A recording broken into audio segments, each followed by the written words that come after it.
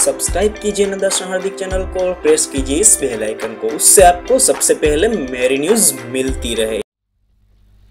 नमस्कार दर्शक मित्रों, आज આપણે વાત કરવાના છીએ સોલાર રેડિયેશન વિશે। દોસ્તો, આપણે આ વિડિયો જોયો એ પહેલાની વાત કરું તો આપણે આની પહેલા ઇન્ટ્રોડક્શન ઓફ સોલાર એનર્જી, પછી વાત કરું તો એના વિશેના ફાયદા ગેરફાયદા સોલાર એનર્જીના ઘણા બધા વિડિયો આપણે જોઈ ગયા।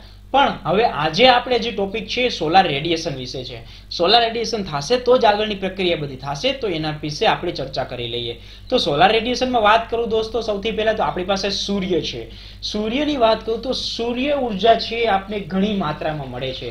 તમે જોતા હશો સૂર્ય સવારે ઉગે ત્યારે એનું ટેમ્પરેચર કંઈક અલગ હોય છે। જેમ સૂર્ય ધીમે ધીમે દિવસ પસાર થતો જાય ટેમ્પરેચર અલગ થતું જાય છે, પાછું સાંજ આવે તો ટેમ્પરેચર ઘટતું જાય છે।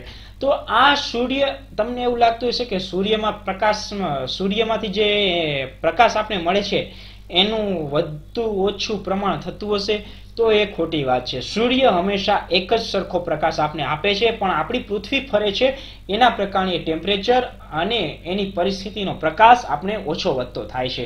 તો એના વિશે આપણે આગળ જોશું, પણ સૌથી પહેલા વાત કરીએ આપણે સૂર્યમાંથી પ્રકાશ મળે છે તો એની પહેલા સૂર્ય છે એનો વ્યાસ। તો સૂર્યનો વ્યાસની વાત કરીએ તો સૂર્યનો વ્યાસ અહીંયા 1.39 × 10⁹ મીટર જેટલો છે દોસ્તો।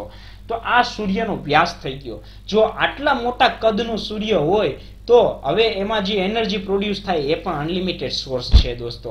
હવે આ અનલિમિટેડ સોર્સ છે એમાં વાત કરીએ તો શું શું હોય, તો એમાં અંદર હાઇડ્રોજન અને હિલિયમ આ બેની રાસાયણિક પ્રક્રિયા થઈ અને આપણે અહીંયા સૂર્ય ઉર્જા એટલે રેડિયેશન મળે છે દોસ્તો।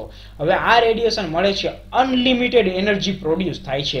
હાઇડ્રોજન અને હિલિયમનું કેમિકલ રિએક્શન એનું ફ્યુઝન થાય છે, આ બે પરમાણુનું ફ્યુઝન થાય છે। આ બે પરમાણુના લીધે આપણે અહીંયા અનલિમિટેડ એનર્જી પ્રોડ્યુસ થાય છે અને સૂર્ય દ્વારા મળે છે આપણે।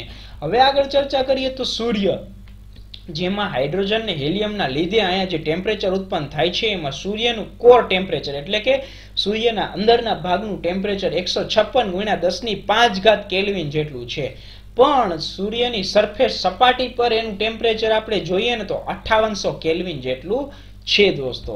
હવે આગળ ચર્ચા કરીએ તો જો આ રેડિયેશન સૂર્યમાંથી આ રેડિયેશન બહાર પડ્યું તો આ રેડિયેશન છે એ સ્પેસમાં ટ્રાવેલ કરતા એટલે એને આવતા સ્પેસમાં ટ્રાવેલિંગ કરતા, માની લો કે સૂર્યથી આપણી પાસે આવતા એનો 1 સેકન્ડે 3 × 10⁸ મીટર જેટલું એ સમય લે છે।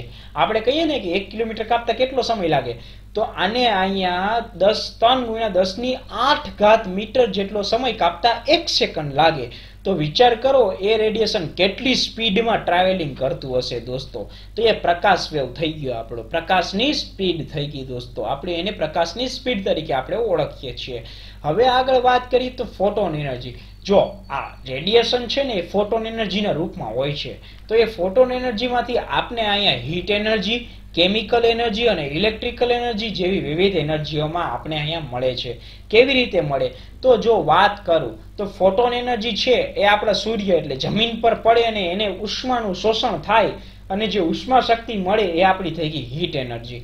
હવે વાત કરું કેમિકલ એનર્જી, તો વનસ્પતિના પાંદડા અને વનસ્પતિની ડાળખીઓ પર પડે અને ફોટોસિન્થેસિસ જે પ્રક્રિયા દ્વારા એબ્ઝોર્બ થાય અને જે કેમિકલ રિએક્શન થાય આને કહેવાય કેમિકલ એનર્જી। હવે વાત કરું ફોટોન એનર્જીમાંથી ઇલેક્ટ્રિકલ એનર્જી, તો કે ફોટોન એનર્જી છે સોલાર સેલ અથવા સોલાર પેનલ ઉપર પડે અને જે પ્રોસેસ થઈ અને આપણે ઇલેક્ટ્રિસિટી મળે એ આપણી થઈ ગઈ ઇલેક્ટ્રિકલ એનર્જી। તો આ અલગ અલગ વિવિધ રીતે આપણે ફોટોન એનર્જીમાંથી હીટ એનર્જી, કેમિકલ એનર્જી અને ઇલેક્ટ્રિકલ એનર્જીમાં રૂપાંતરણ થાય છે દોસ્તો। હવે આગળ ચર્ચા કરીએ તો આપણો જે અર્થ છે એટલે કે પૃથ્વી છે, આ પૃથ્વીના વ્યાસની વાત કરીએ તો 1.27 × 10⁷ મીટર જેટલું છે। પણ સામે પૃથ્વીનું જોવા જઈએ, સૂર્યનું જોવા જઈએ તો સૂર્ય છે એનો વ્યાસ જોવો 1.39 × 10⁹ મીટર જેટલો છે।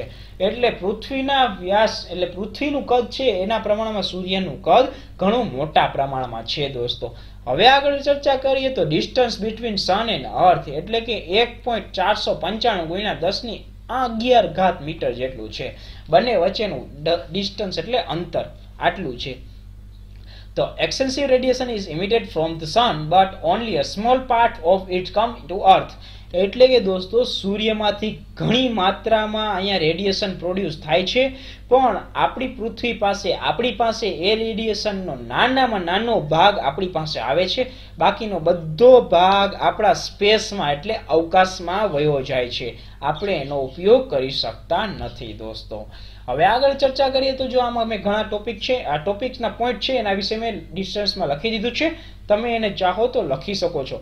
The earth rotates on axis 24 hours, એના પછી વાત કરીએ તો ધ સ્પીડ, પછી વાત કરીએ તો કેટલો ટાઈમ લાગે 365.26 દિવસ લાગે, અને આપણી પૃથ્વી છે થોડીક નમેલી છે એક્સિસ ઉપર 23.50 અંશ ઉપર નમેલી છે, તો એના લીધે હરેક ટાઈમ પર હરેક જગ્યાએ હરેક ઋતુમાં ટેમ્પરેચર આપને જે જોવા મળે છે એક સરખું જોવા નહીં મળે, બધી જગ્યાએ અલગ અલગ ટેમ્પરેચર આપને જોવા મળશે દોસ્તો।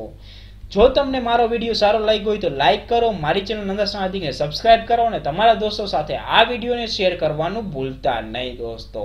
જો તમને કોઈ પણ જાતના સવાલ હોય, ક્વેશ્ચન હોય તો મને કોમેન્ટ સેક્શનમાં જઈ અને કોમેન્ટ કરી શકો છો, અને તમને કોઈ સજેશન હોય પણ તમે ત્યાંથી દઈ શકો છો। આપનો ખૂબ ખૂબ આભાર દોસ્તો।